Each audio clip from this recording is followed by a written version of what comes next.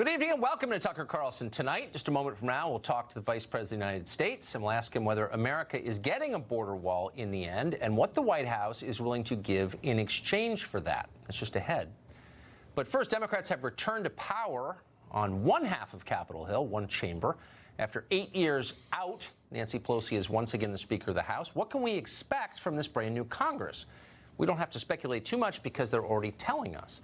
Pelosi has signaled her total opposition to securing America's border with Mexico, for example. Watch. Are you willing to come up and give him some of this money for the wall? Because apparently that's the sticking point. No, nothing for the wall. We're talking about border security. There is no amount of persuasion he can do to say to us, we want you to do something that is not effective, that costs billions of dollars, that sends the wrong message about who we are. Okay, so there's that. What else can we expect? Well, Alexandria Ocasio-Cortez, now a member of Congress from New York, finally, and she's pushing something called a Green New Deal. You may have heard the term. What does it mean? Well, among other things, it would close every fossil fuel plant, apparently, in the United States. You'll remember last summer, in the spirit of closing things, she vowed to abolish ICE. I happen to believe that an agency that has repeatedly, systematically, and violently committed human rights abuses cannot be reformed. Okay, keep in mind, the backdrop against which all of this is playing out is the slow but certain decline of America's middle class. So what's being done to address that, the single most pressing problem in this country? Well, have no fear. Congressman Richard Neal says the Democratic Party will fight to dig up President Trump's tax returns. And why wouldn't they? And more, because according to his colleague, Hank Johnson of Atlanta, the president is literally like Hitler. Watch. Americans elected an authoritarian, anti-immigrant, racist strongman to the nation's highest office. Donald Trump and his Make America Great Again followers who want to return America back to a time when white men and white privilege were unchallenged. Much like Hitler took over the Nazi Party, Trump has taken over the Republican Party. Much like Hitler. Now, what would you do, sincerely, think about it for a second, if you really thought Hitler was in the White House? Well, you'd stage a coup. Obviously, you'd have no choice morally. Democrats aren't saying that out loud, but they now are talking about impeachment out loud. Watch. This deplorable, despicable human being that occupies the White House should not be there. They say, Maxine, please don't say impeachment anymore. And when they say that, I say impeachment, impeachment, impeachment. When someone asks, but what about Pence? If you were able to impeach, Pence will be worse. And I said, look, one at a time. You knock one down, and then we'll be ready for Pence. We'll get him too. But keep in mind that Maxine Waters is suddenly more than just a very popular MSNBC guest. As of today, she's chairing the House Financial Services Committee. She has real power, and she plans to use that power to push what she's calling, quote, diversity quotas on the private sector. Hire the people Democratic members of Congress want you to hire, or else.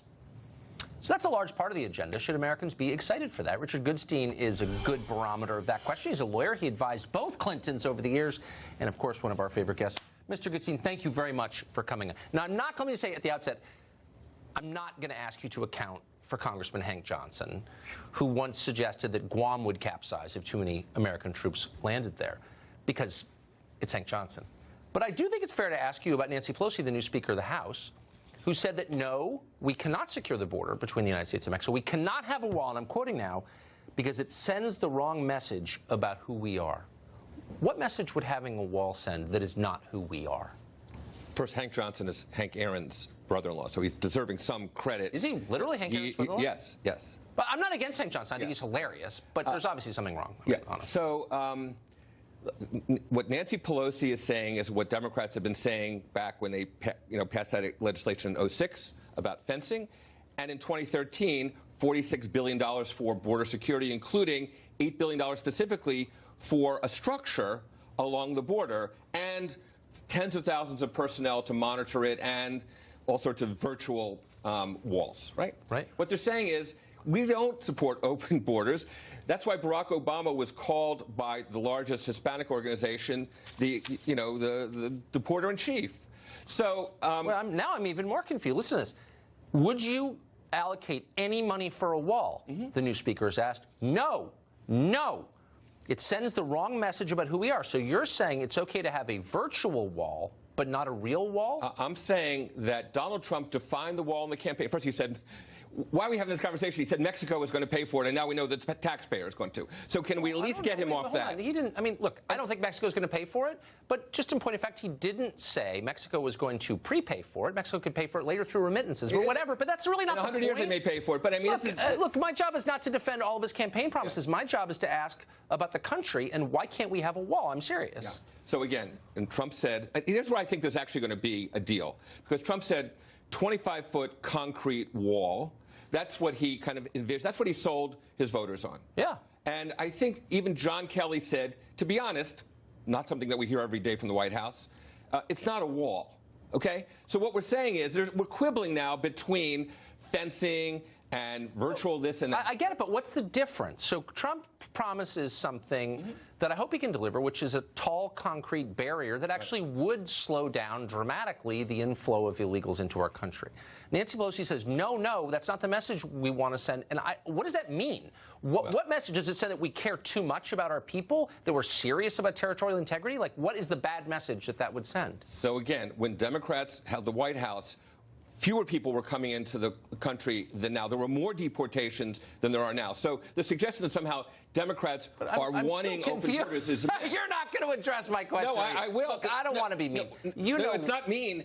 Look, the fact of the matter is what she's saying is what border experts say, by and large, which is a 25-foot concrete wall is unnecessary. It's not necessary to spend that money, and it's not going to work. But wait a second. You just said that we have more people coming in than we did under Democrats, but now you're telling me it's not necessary to secure the border with a big bad wall. Totally a virtual wall would be okay. Because Democrats just want to save money. That's kind of their motto, right? How can we save taxpayers' money? Democrats said in 2013, a bill that passed the Senate with 14 Republicans, and that John Boehner refused to bring up. It would have passed the House, too, and Barack Obama would have signed it. Basically, that would have said we're going to put all these resources in to judges, to Border Patrol, to, electronic monitoring. Look, I'm just saying, thanks for history lesson. A lot of dynamics. There are a lot of Republicans oppose border security. I would never deny that. I'm just saying we have a chance to get a wall, and they don't want one because it works. And we all know that. Let me ask you about the future.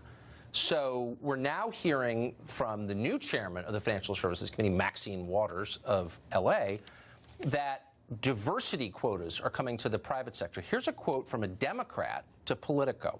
Now companies are focused like a laser on identifying top African-American talent with Congressional Black Caucus relationships to help them understand and mitigate the striking lack of diversity within their corporations.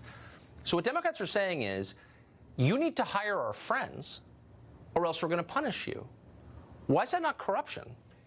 In the same way that when Republicans came in, the word went. Remember, there was the K Street Project. Yeah, I hated it. But that's exactly what happened. It was disgusting. You hire our friends, our former staffers, K Streeters, big corporations and trade associations who know us. So I mean, I don't think the Republicans pretended that it was racial justice when they did that, though, did they? Well, are you okay with Congress telling companies who they can hire? Congress is not telling. Yes, they are. Legislatively, the only thing that I saw proposed was something that basically would require disclosure of the makeup of your board on gender grounds. I don't know that that's such a bad thing. Frankly, it's public. I mean, presumably you list the names and you could probably intuit who's a male and who's a female. Yeah. So that's all. Well, first of all, I just want to officially disapprove of your rigid understanding of gender. Okay. I'm saying for the most part. For the most part, thank you. I was giving you an out, Richard, so you wouldn't be hung by your own people. Thank you so much.